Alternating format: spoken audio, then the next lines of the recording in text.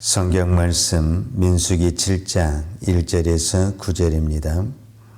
모세가 장막 세우기를 끝내고 그것에 기름을 발라 거룩히 구별하고 또 그 모든 기구와 제단과 그 모든 기물에 기름을 발라 거룩히 구별한 날에 이스라엘 지휘관들 곧 그들의 조상의 가문의 우두머리들이여 그 지파의 지휘관으로서 그 계시를 받은 자의 감독된 자들이 헌물을 드렸으니 그들이 여호와께 드린 헌물은 덮개 있는 수레 6대와 소 12마리이니 지휘관 2사람의 수레가 하나씩이요 지휘관 1사람의 소가 1마리씩이라 그것들을 장막 앞에 드린지라. 여호와께서 모세에게 말씀하여 이르시되 그것을 그들에게서 받아 레인에게 주어 각기 직임대로 회막 봉사에 쓰게 할지니라. 모세가 수레와 소를 받아 레인에게 주었으니 곧 게르손 자손들에게는 그들의 직임대로 수레 둘과 소 4마리를 주었고 무라리 자손들에게는 그들의 직임대로 수레 4과 소 8마리를 주고 제사장 아론의 아들 이다말에게 감독하게 하였으나 고앗 자손에게는 주지 아니하였으니 그들의 송수의 직임은 그 어깨로 매는 일을 하는 까닭이었더라. 아멘. 민수기 7장은 어디하고 연결을 시켜서 봐야 되냐면 출애굽기 40장하고 연결을 해야 됩니다. 왜냐하면 7장 1절을 보면 모세가 장막 세우기를 끝내고 그랬거든요. 그러니까 장막이 언제 세워진 것이 마무리가 됐냐 하면 출애굽기 40장에서 마무리가 됐습니다. 출애굽기 40장 17절에 보면 둘째 해 첫째 달 곧 그 달 초하울에 성막을 세우니라 그랬어요. 이 말은 무슨 말이냐면 이스라엘 백성들이 애굽에서 빠져나와 가지고 둘째 해 첫째 달 그 달 초하루에 그 말은 2년 1월 1일에 하나님의 성막이 완성이 되었다 그 말이에요. 그러니까 민수기를 이것과 연결을 시켜서 보려면은 민수기 1장 1절은 어떻게 시작이 됐냐면 이스라엘 자손이 애굽 땅에서 나온 후 둘째 해 둘째 달 첫날에 그랬어요. 그러니까 민수기는 어디에서부터 시작이 되냐면 애굽에서 나온 지 2년 2월 1일에 그랬어요. 그리고 성막이 마친 것은 2년 1월 1일에 그랬어요. 그러니까 성막이 마치는 날짜와 민수기가 시작하는 날짜를 정확하게 우리가 분석을 해보면 한 달 기간이라는 공백이 생겨요. 그러니까 그 공백이 출애굽기하고 민수기 사이에 뭐가 들어있냐면 레위기가 들어있어요.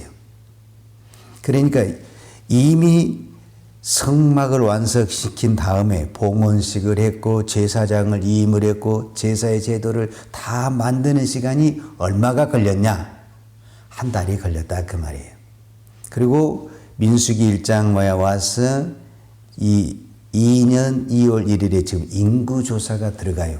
그러면 이 7장 오늘 나와 있는 이 본문은 이미 레위기에 있었던 그 이야기를 다시 끄집어낸, 즉 성막 봉헌식에 있었던 그 이야기를 다시 끄집어내서 재설명하는 내용이 오늘 본문이다 라고 설명을 할 수가 있겠습니다.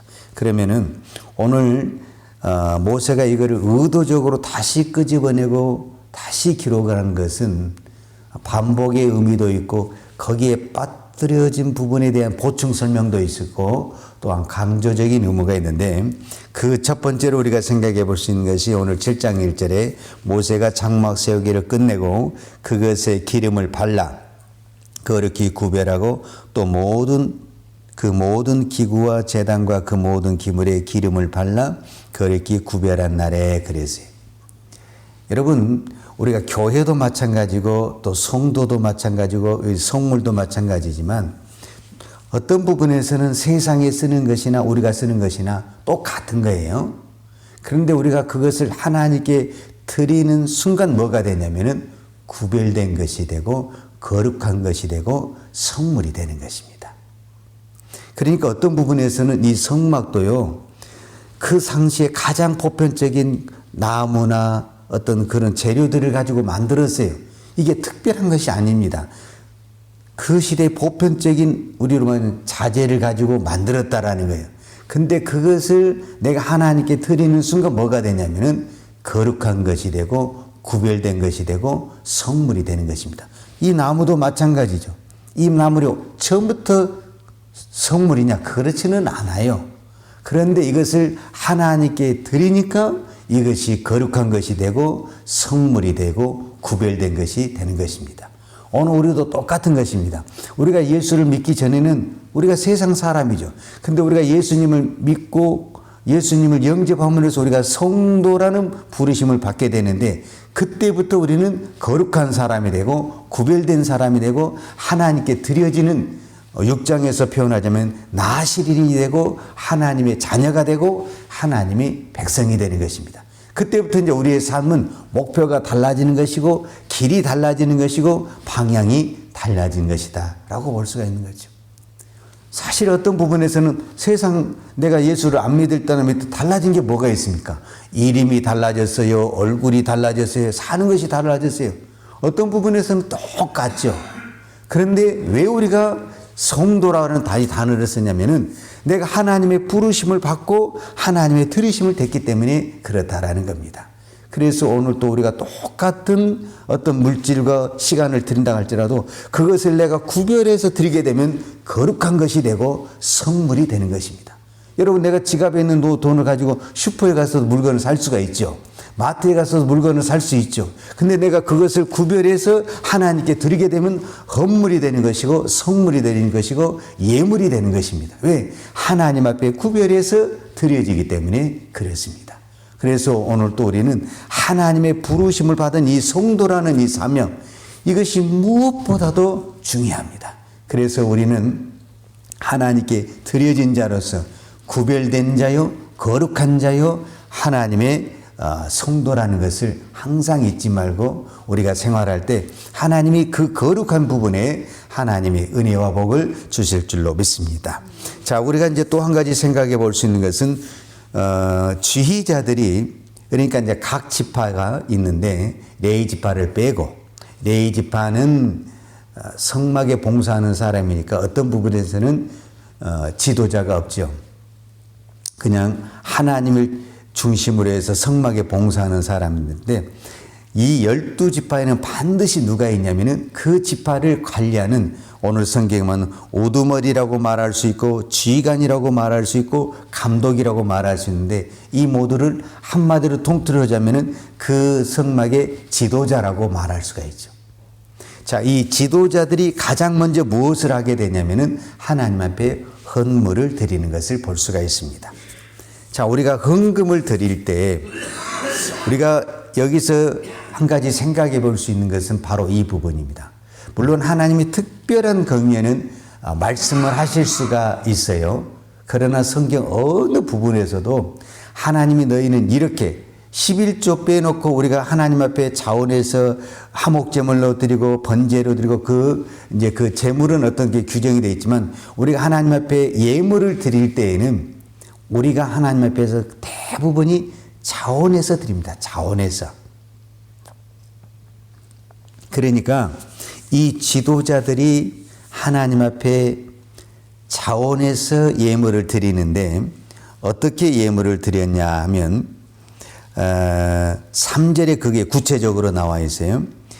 그러니까 각 지파별로 나왔으니까 12명인데 12명이 수레 6대와 소 12마리를 드립니다.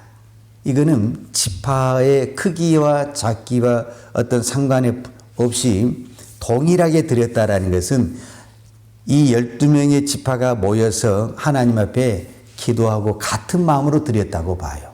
그러니까 이 소는 각 지파에 한 마리씩, 그러니까 그 지파의 지도자가 한 마리씩 드리고 그 다음에 수레는 두 지파가 하나로 묶어서 한 수레를 드렸어요. 그래서 총 6대의 수레를 만들었죠. 왜 이것을 6대로 만들었냐라고 보면은 이제 그 밑에 답이 나오게 되어 있습니다. 그 밑에 어떻게 나와 있냐면은 이 6대를 이제 레위 자손에게 분배를 해요. 근데 이것은 모세가 임의로 하지 않냐고 하나님께서 그렇게 주어라 이렇게 명령을 해요. 그러니까 족장들이 받을 때는 하나님의 명령이 없어요. 그러니까 족장들이 지도자들이 하나님 앞에 헌물할 때는 이렇게 해라 하는 하나님의 말씀이 없는데 그것을 받은 다음에 이제 모세가 이거를 레위 지파에게 분배를 해야 되는 이 과정에서는 하나님이 이렇게 해라 하고 하나님의 명령이 떨어진 것을 볼 수가 있어요. 그것은 무엇을 말하냐면은 우리가 분배하는 사고 방식하고 하나님이 분배하는 사고 방식이 다르다라는 것을 말씀해 주고 있어요. 우리는 대부분이 무엇을 가장 좋아하냐면 공평이다 이래가지고 n분의 1, 요즘 시대 말로만은 n분의 1이라는 단어를 좋아하거든요. 그러니까 무엇이든지 n분의 1로 나눠야 된다. 이것이 가장 공평하다. 이것이 민주주의다. 이렇게 이야기를 하거든요. 그런데 하나님은 그렇게 표현하지 않냐고 이제 레위 자손에게 세 명의 자손이 있죠. 게르손 자손, 고핫 자손, 므라리 자손. 이 3명의 자손이 있는데 그렇다고 한다면 이 6대가 있단 말이에요. 총 6대가.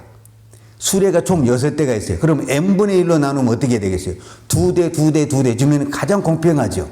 근데 하나님은 그렇게 나누지 않냐고 게르손 자손에게는 2대를 줘라. 그 다음에 므라리 자손에게는 4대를 줘라. 근데 고핫 자손에게는 아무것도 주지 마라. 그러고 보면은 우리가 생각할 땐 하나님 너무 불공평하죠.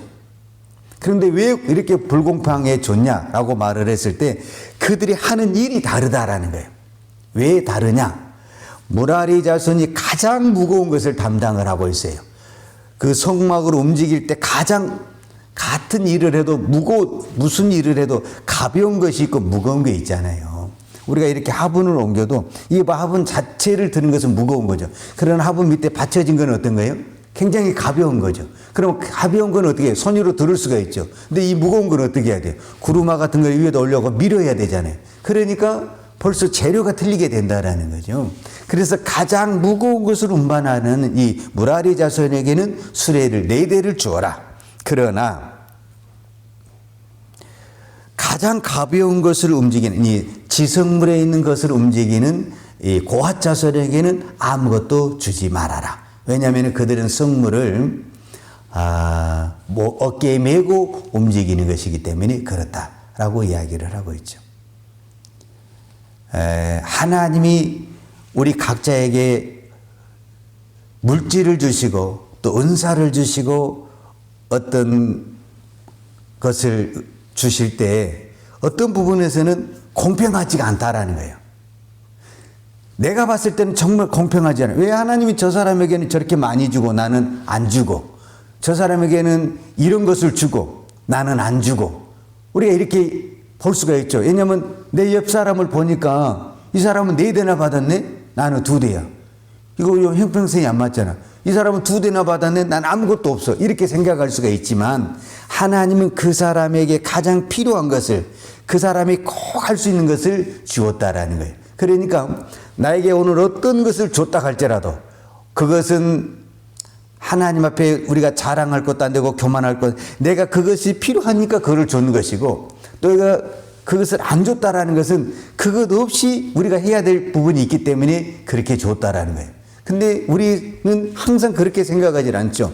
왜 누구는 줬는데 나는 안 주냐? 왜 나는 더 많은데 나는 적냐? 항상 우리는 다른 사람하고 비교해서 그런 것들을 우리가 계산하게 되고 생각을 하게 되는 거죠. 그러나 하나님은 절대로 그렇지가 않다. 하나님이 우리에게 주신 것은 가장 공평한 것이다. 오늘 하나님께서 모세를 통해서 레위 자손들에게 준 것은 어떤 부분에서는 가장 공평하게 준 것이다. 우리 눈에는 불공평하게 보이고 좀 불합리하게 보인다 할지라도 그들의 직분과 그들이 하는 일에 따라서 하나님이 가장 공평하게 주신 것이다. 그러면은 오늘 또 우리는 이 성경의 말씀을 그대로 우리가 믿는다고 한다면 하나님이 지금 나에게 주신 것은 가장 공평한 것이고 가장 나에게 맞는 것이고 나에게 꼭 필요한 것이고 나에게 있어야 할 것을 주었다. 안 주신 것은 내가 필요하지 않기 때문에 안 주신 것이고 내게 주신 것은 필요하기 때문에 주었다. 그러면 더 이상 우리가 불평할 수가 없고 어떤 것을 주셨다 할지라도 이것은 내가 하나님이 가장 공평하게 주신 것으로 감사할 수가 있죠. 그런데 이것을 우리가 그런 눈으로 바라보지 못하게 되면 항상 우리가 다른 사람 것을 바라보니까 우리가 불평할 수 있고 뭔가 불합리하다라고 생각할 수 있죠. 하나님은 나보다 나를 더 잘 아십니다. 그래서 내가 무엇이 필요한지, 어떤 사람에게는 이것이 필요하니까 더 줄 수도 있죠. 그러나 그것은 나에게 필요 없으니까 안 줄 수도 있죠. 그리고 다른 것을 더 줄 수도 있죠. 그러니까 나에게 어떤 것을 줬다 할지라도 하나님은 나에게 가장 좋은 것을 주었다. 나에게 꼭 필요한 것을 주었다. 없는 것을 가지고 불평하기보다는 오늘 나에게 주신 것을 가지고 하나님 앞에 감사할 때 하나님이 더 큰 은혜와 복을 저와 여러분에게 주실 줄로 믿습니다. 기도하겠습니다. 하나님 아버지 감사합니다. 오늘도 우리가 이 새벽을 깨우며 기도할 수 있는 은혜를 허락하신 아버지 하나님 감사합니다. 하나님 오늘도 우리가 이 새벽에 기도할 수 있도록 힘을 주시고 건강을 주신 것 하나님의 은혜요 하나님의 축복임을 믿습니다. 내게 어떤 것을 주었다 할지라도 하나님 그것을 내가 감사할 수 있는 우리의 믿음이 되게 하여 주옵소서. 다른 사람의 것을 바라보고 우리가 어리석게 원망하거나 불평하지 않게 하시고 어떤 것을 하나님께서 그 사람에게 주었을지라도 하나님 그것이 꼭 그 사람에게 필요하기 때문에 준 것을 믿고 오히려 축복하고 감사할 수 있는 우리의 신앙이 되게 하여 주옵소서. 하나님 오늘도 우리에게 하나님의 자녀로 부르셔서 우리를 거룩한 성도로 구별된 자로 하나님 나라에 불러주시고 하나님의 몸된 교회를 위하여 섬길 수 있는 은혜를 주신 아버지 감사합니다. 하나님 우리가 하나님을 일평생 섬긴다 해도 주님이 나에게 베풀어진 그 사랑에 비하면 아무것도 아닙니다. 하나님 내가 섬길 수 있는 것이 감사하고 내가 하나님 앞에 충성할 수 있는 것이 감사하고 내가 봉사할 수 있는 것을 감사하는 우리의 신앙이 되게 하여 주옵소서. 내가 오늘 이 새벽에도 하나님 앞에 헌물을 드리지만 내가 이 헌물을 드린 것도 하나님이 주시지 않으면 나는 드리고 싶어도 아무것도 드릴 수가 없습니다. 하나님 내가 시간을 드리는 것도 하나님이 나에게 시간을 주신 것이고 내가 내 몸을 드리는 것도 하나님이 나에게 건강을 주셔서 내 몸을 드릴 수 있는 것이고 내가 물질을 드리는 것도 하나님이 나에게 물질을 주셔서 하나님 앞에 드릴 수 있는 것을 감사합니다. 내가 드릴 수 있는 것 모든 것 하나님이 주신 것입니다. 하나님 이것을 내가 하나님 앞에 드릴 때 억지로나 인색함이 아니라 정말 기쁨으로 감사함으로 정말 하나님을 사랑함으로 드릴 수 있는 우리의 신앙 우리의 믿음이 되게 하여 주옵소서. 오늘도 사랑하는 마음으로 주님께 헌신한 그 헌신을 주께서 받으시고 하나님 하늘의 신령한 복으로 채워 주옵소서. 예수님의 이름으로 기도하였습니다. 아멘. 여호와는 내게 복을 주시고 너를 지키시기를 원하며 여호와는 그의 얼굴을 내게 비추사 은혜 베푸시기를 원하며 여호와는 그 얼굴을 내게로 향하여 드사 평강 주시기를 원하노라.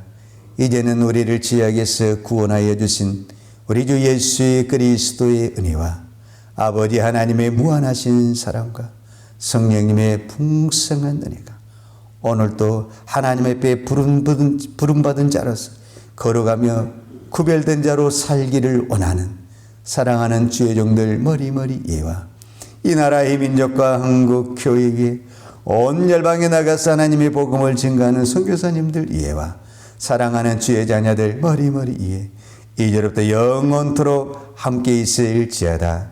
아멘.